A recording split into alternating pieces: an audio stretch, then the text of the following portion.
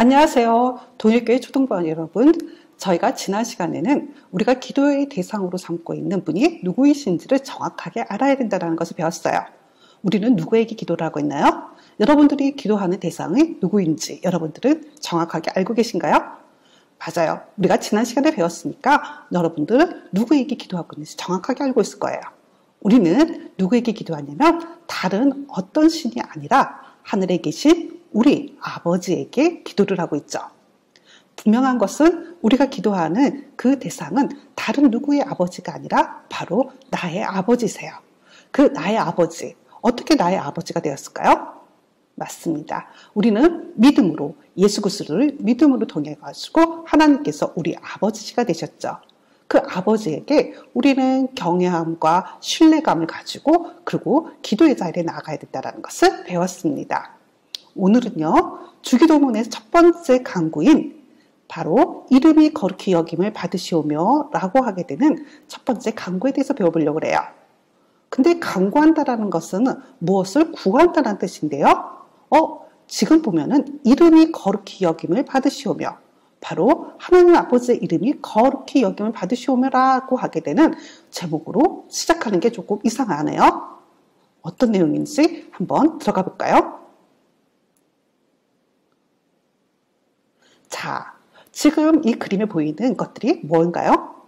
예, 너무너무 잘 알고 있을 거예요. 여러분들 나비예요. 그런데 그것도 알고 계세요? 이 수많은 종류의 나비들, 이 나비들이라고 우리가 부르고 있지만 이 나비들 각각에 다 이름이 있다는 사실이요. 수많은 종류가 있지만 그 나비라고 불리지만 그 나비에도 똑같이 다 이름이 있어요. 지금 여기 있는 꽃들은요. 여러분들이 교회에 오는 길가에 피어있는 꽃들이에요. 우리는 다 뭐라고 부르냐면 들꽃이라 부르죠. 들에 피어있는 꽃이란 뜻이에요. 그런데 이 꽃들에도 다 이름이 있다는 거 여러분들 아시나요? 자, 그뿐만 아니라 이 꽃의 이름이 뭔지 아세요? 이 꽃이 쑥부쟁이라는 꽃인데요. 여러분들 길가에서 많이 볼 수 있는 꽃이에요. 아주 흔한 꽃이죠. 근데 이 꽃에 뜻이 있어요. 이 꽃에 꽃말이 있는데요. 그게 뭐냐면 영원한 진리라는 뜻을 가지고 있어요. 야, 길가에 피어있는 우리가 이름도 잘 모르고 있었던 그 꽃에 이런 엄청난 의미가 담겨져 있다는 거 여러분 놀랍지 않아요? 자, 하나님께서 세우신 모든 것에는 이렇게 이름이 있어요. 이 이름을 바로 누가 지어줬냐면요. 바로 우리의 조상인 바로 아담이 지었어요. 창세기 2장 19절에 보게 되면 여호와 하나님이 흙으로 각종 들짐승과 공중의 각종 새를 지으시고 아담이 무엇이라고 부르나 보시려고 그것들을 그에게로 이끌어 가시니 아담이 각 생물을 부르는 것이 곧 이름이 되니라 그랬어요. 자, 아담이 이 세상에 있는 모든 것에 이름을 지어준 거죠. 그래서 지금 보시는 것처럼 아담이 사자, 너는 사자야. 야, 너는 양이야. 너는 낙타야. 너는 원숭이야. 너는 늑대야. 악어야. 돼지야. 이렇게 이름을 지어줬다라는 거예요. 그래서 이 세상에 있는 모든 것에는 다 이렇게 이름이 있어요. 여러분들도 다 이름이 있죠. 저도 이름이 있어요. 그리고 제 이름에는요, 바로 이렇게 뜻이 있는데요. 제 이름 다들 알고 계셨나요? 예, 저는 양신혜라고 해요. 지금 보시는 것처럼 저의 이름에는요, 저의 큰아버지가 이렇게 살았으면 좋겠다라는 그런 의미가 담겨져 있어요. 어떤 의미가 있는지 보실래요? 바로 지금 믿으신 하나님을 잘 믿는 어린이가 됐으면 좋겠다라고 하는 우리 부모님의 염원이 여기에 담겨져 있죠. 그리고 은혜의 자예요. 하나님의 은혜를 받으면서 아주 건강하게 참된 그리스도인으로 자라기를 바라는 부모님의 마음이 여기에 담겨져 있어요. 이처럼 여러분들의 이름 안에는 다 이렇게 의미가 있어요. 그러면 여러분들 그거 알고 계세요? 하나님, 우리가 기도의 대상으로 했던 그 하나님에게도 그 이름에 뜻이 있다는 사실이요. 하나님의 뜻, 하나님의 이름이 가지고 있는 뜻은 과연 무엇일까요? 어떤 의미가 있을까요? 오늘 그 의미를 배워보도록 해요. 모세가 호렙산에서 이상한 광경을 봤어요. 무슨 광경이냐면요. 분명히 떨기나무가 불에 타고 있었거든요. 근데 불에 타는 모든 것들은 다 재가 돼요. 형체가 다 사라지고 다 재로 변하게 돼 있는데 이상하게 불에 타고 있는 건 분명히 맞는데 그 떨기나무가 재가 되지 않고 그 형태를 그대로 보존하고 있는 거예요. 너무너무 이상했어요. 그래서 이 모세가 가던 길에서 뒤돌아서 그것을 너무 궁금해서 가까이 가서 보려고 했죠. 바로 그때 하나님께서 모세를 부르세요. 모세야, 너가 있는 바로 그 자리는 거룩한 곳이니 너의 신발을 벗으라는 거죠. 모세는 너무너무 놀랐어요. 두려웠어요. 자신이 하나님의 음성을 듣게 되다니 그 놀라운 일들이 자기한테 일어나니 너무너무 두려웠죠. 그때 하나님께서 모세에게 사명을 주세요. 무슨 사명이냐고요? 바로 이스라엘 민족이 애굽 땅에서 노예로 고생하고 있는 그 이스라엘 민족을 구원해 내라는 명령을 내리시죠. 모세는 알고 있었어요. 자신이 이 호렙산에 숨어 살게 된 것도 애굽에 앉아였으면 이곳으로 오게 된 것도 바로 같은 동족인 이스라엘 민족이 바로 애굽 땅에서 고통받고 있는 것이 너무너무 안타까웠거든요. 그래서 자기 동족들을 위해서 애굽의 인들을 돌로 쳐서 죽였던 거거든요.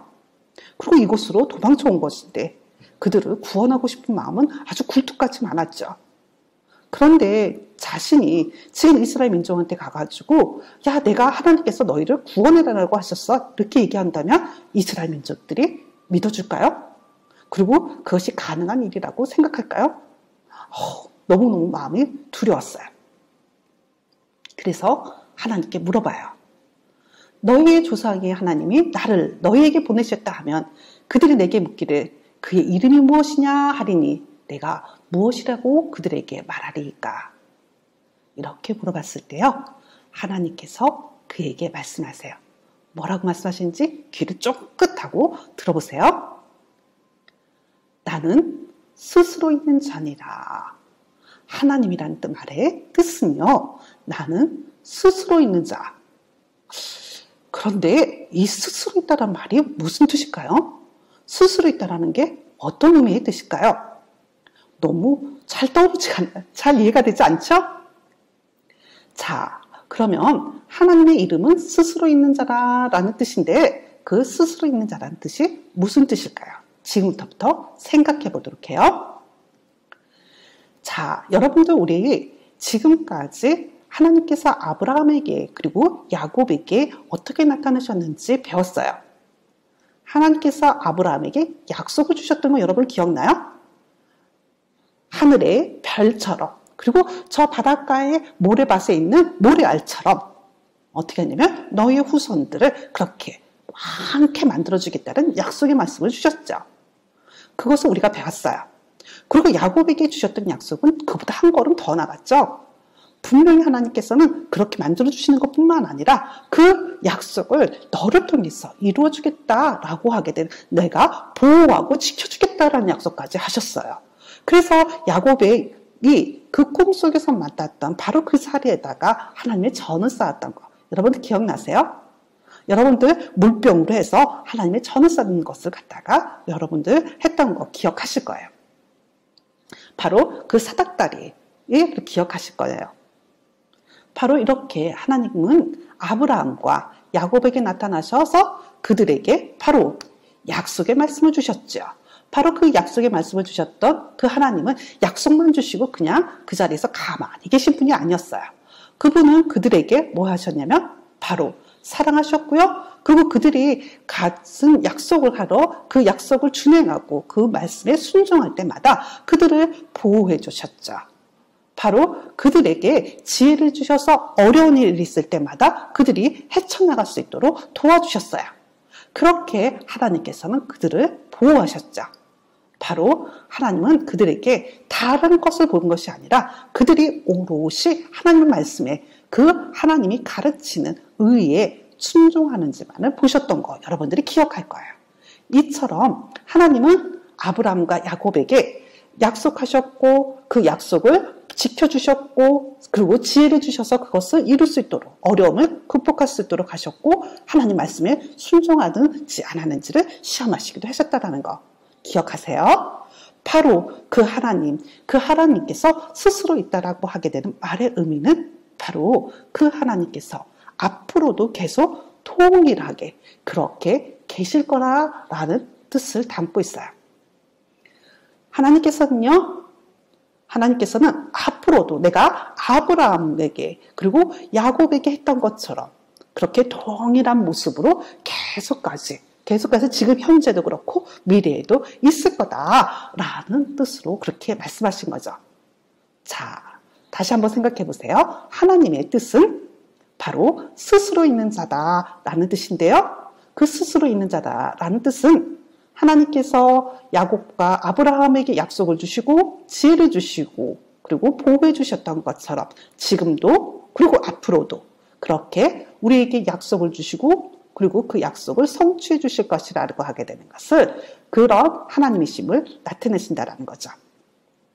자, 그렇다 그러면 어떻게 우리는 하나님의 이름을 온전하게 드러낼 수 있을까요? 하나님의 자녀인 우리는 하나님을 아버지라 부르는 우리는 바로 그 하나님의 이름을 어떻게 온전하게 드러낼 수 있을까요? 여러분들, 하나님의 이름을 온전하게 드러내기 위해서는요, 바로 하나님의 이름을 더럽히는 일을 해서는 안 되겠죠? 하나님의 자녀답게 하나님의 이름이 정말 빛이 나도록 그렇게 착하고 그리고 하나님 말씀에 순전히 순복하는 우리 어린이들이 되었으면 좋겠어요. 자, 선생님과 함께 오늘 배운 말씀 내용들을 정리해 보세요.